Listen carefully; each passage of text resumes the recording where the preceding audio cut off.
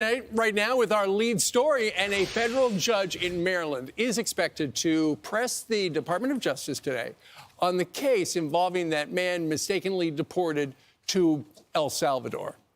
So the hearing comes one day after El Salvador's president made it clear during his White House visit that he will not return the prisoners who's accused of having ties to MS-13.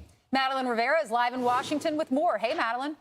Hi, guys. Good morning. A lawyer for Kilmar Abreu Garcia says they might take a contempt order as the Trump administration maintains it's not compelled to bring him back to the U.S. In its latest filing, the government suggests it might not even have the ability to carry out this order, saying the Department of Homeland Security does not have the authority to forcibly extract an alien from the domestic custody of a foreign sovereign nation. The administration says it will facilitate Abreu Garcia's return, which they take to mean removing domestic obstacles if the president of El Salvador decides he wants to release him, and the president of El Salvador indicates he might not be willing to do that. I'm supposed to be suggesting that I smuggle a terrorist into the United States, right? They tell me, how can I return him to the United States? Like, I smuggle him into the United States, or what do I do? Of course, I'm not going to do it. I don't have the power to return him to the United States.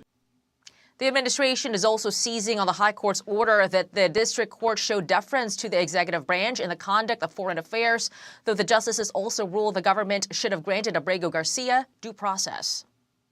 It was a win. What the court also said was that these district judges do not have the right to interfere with the executive branch's ability to conduct foreign affairs. The Supreme Court said the district court order was unlawful and its main components were reversed 9-0 unanimously, stating clearly that neither Secretary of State nor the president could be compelled by anybody to forcibly retrieve a citizen of El Salvador from El Salvador, who again is a member of MS-13.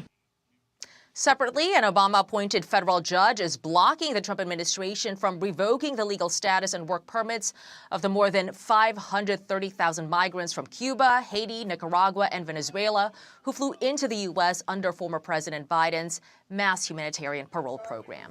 Steve Ainsley and Brian. And the reason for that, Maddie, is they've stopped it.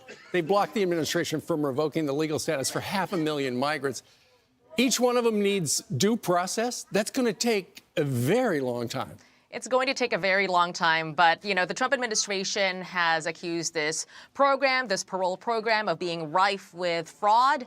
Yep. Now the federal judge, though, says these cases should be seen on an individual basis. Yeah, so due process, as you were saying. And if you wonder why, thanks so much, Maddie. If you wonder why the MS-13 case in Virginia. I'm Steve Ducey. I'm Brian Kilmeade. And I'm Ainsley Earhart. And click here to subscribe to the Fox News YouTube page to catch our hottest interviews and most compelling analysis.